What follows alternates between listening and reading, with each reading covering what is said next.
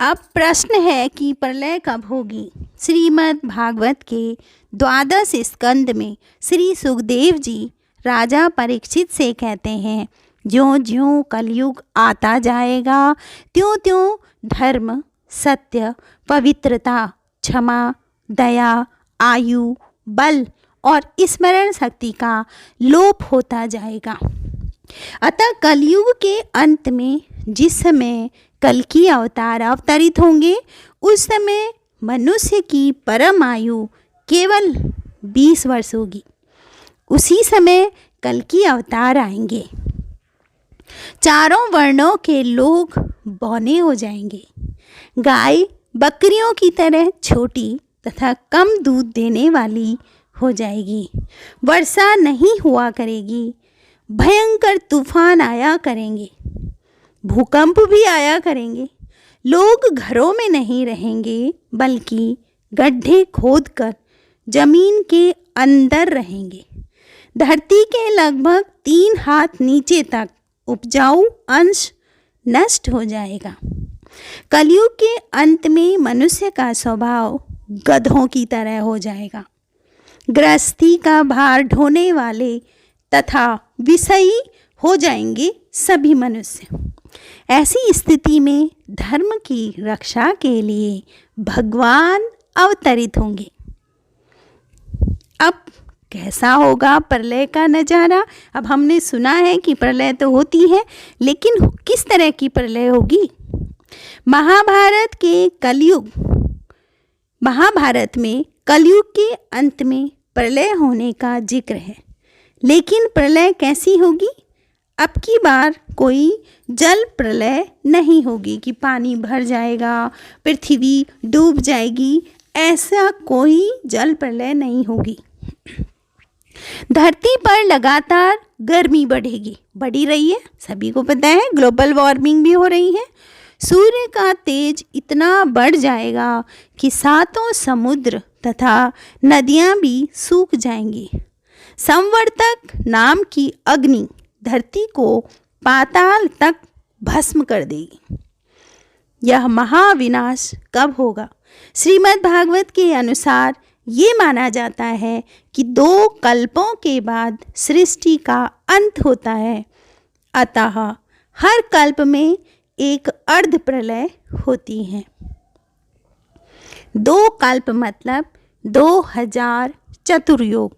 बहुत ध्यान से समझें आप। 2 कल्प का मतलब है 2000 चतुर्युग। अब हम यह जानते हैं कि ये कल्प क्या है।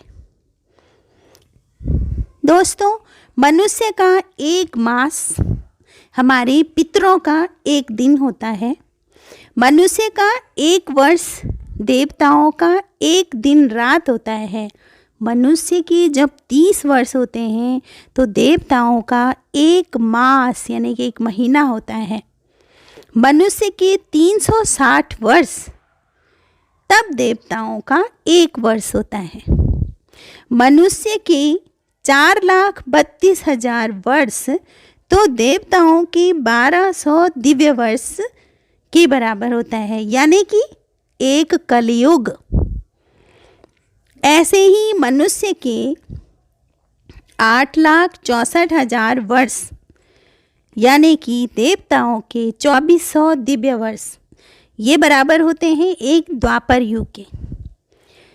अतः मनुष्य के 12,96,000 वर्ष देवताओं के 3600 दिव्य वर्ष यानी कि 1 त्रेता युग। बहुत ध्यान दें इसमें। मनुष्य के 17,28,000 वर्ष तो देवताओं के 4800 दिव्य वर्ष यानी कि 1 सतयुग।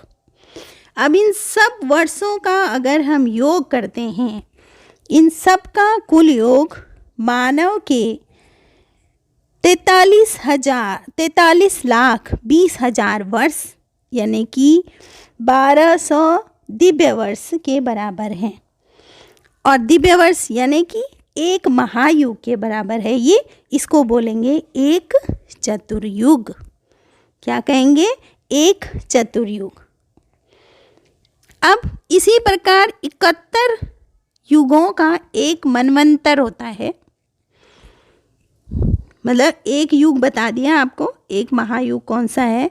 ऐसे ही जब 71 युगों का एक मनवंतर होता है, इसी तरह 14 मनवंतर पूरे होने पर एक कल्प पूरा होता है। जब 14 मनवंतर पूरे होंगे तब जाकर के एक कल्प पूरा होगा, और यही एक कल्प ब्रह्मा जी का एक दिन होता है। समझ आ गया? ये जो ब्रह्मा जी का एक दिन होता है ये एक कल्प होता है, और 2 कल्प यानी कि ब्रह्मा जी का दिन रात होता है, तो ये 2 कल्प हैं। तो हर 2 कल्प के बाद प्रलय आती है। तो हर एक कल्प में हल्की प्रलय आती है लेकिन प्रलय आती है। तो ये हमारे भागवत, श्रीमद् भागवत पुराण और महाभारत में इनका वर्णन है कि कब प्रलय आती है। तो दोस्तों, आपको मेरा वीडियो कैसे लगा आप बताइएगा। और भूकंप आ रहा है तो थोड़ा डर भी लग रहा है, तो हम जानने की इच्छा रख रहे हैं कि प्रलय कब आएगी। तो आपको वीडियो कैसे लगा आप कमेंट करें। Thank you for watching.